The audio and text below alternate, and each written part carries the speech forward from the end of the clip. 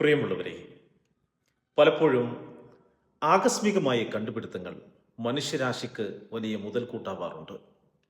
1881 August 6 സ്കോട്ട്ലാൻഡിലെ ഒരു സാധാരണ കർഷക കുടുംബത്തിൽ ജനിച്ച അലക്സാണ്ടർ ഫ്ലെമിംഗ് ലണ്ടനിലെ സെന്റ് മേരീസ് ഹോസ്പിറ്റൽ മെഡിക്കൽ സ്കൂളിൽ നിന്ന് വൈദ്യശാസ്ത്രത്തിൽ ബിരുദം നേടി.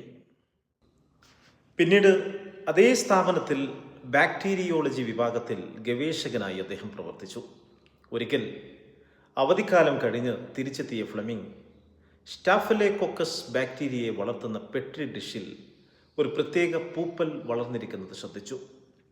ഈ പൂപ്പലിന് ചുറ്റുമുള്ള ബാക്ടീരിയകൾ നശിച്ചു പോയതായി അദ്ദേഹം കണ്ടു. ആകസ്മികമായി സംഭവിച്ച ഈ കണ്ടെത്തൽ ലോകത്തിലെ ആദ്യത്തെ ആൻറ്റിബയോട്ടിക്കായ പെൻസിലിൻ്റെ കണ്ടുപിടുത്തത്തിലാണ് അവസാനിച്ചത്. തുടക്കത്തിൽ പെൻസിലിൻ വേർതിരിച്ചെടുക്കാനും ശുദ്ധീകരിക്കാനും ഫ്ലെമിംഗിന് ബുദ്ധിമുട്ടുണ്ടായി. എങ്കിലും അദ്ദേഹത്തിൻ്റെ നിശ്ചയദാർഢ്യവും കഠിനാധ്വാനവും ഫലം കണ്ടു.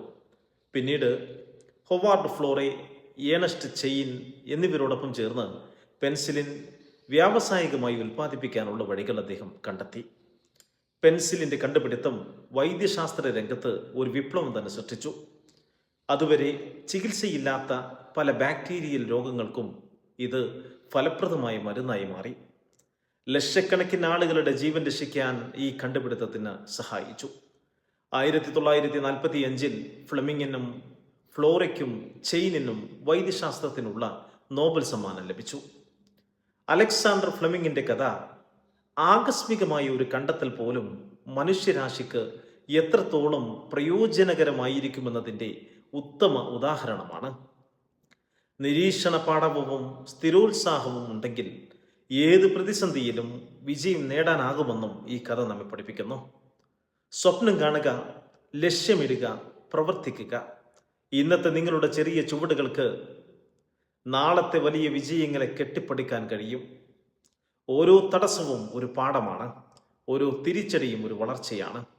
നിങ്ങൾ വിശ്വസിക്കുന്നതിൽ ഉറച്ചു നിൽക്കുക, നിങ്ങളുടെ കഠിനാധ്വാനത്തിൽ വിശ്വാസമർപ്പിക്കുക. നിങ്ങൾക്കുള്ളിൽ അനന്തമായ സാധ്യതകളുണ്ട് എന്ന് ഓർക്കുക. അത് കണ്ടെത്താനും ലോകത്തിന് കാണിച്ചു കൊടുക്കാനും നിങ്ങൾക്ക് മാത്രമേ കഴിയൂ. ഈ വാക്കുകൾ നിങ്ങളുടെ യാത്രയിൽ ഒരു വെളിച്ചമായിരിക്കട്ടെ എന്ന് ആശംസിക്കുകയാണ്. ഈ വാക്കുകൾ സാഹൂദം വീക്ഷിച്ച എല്ലാവർക്കും നന്ദി. Thank you.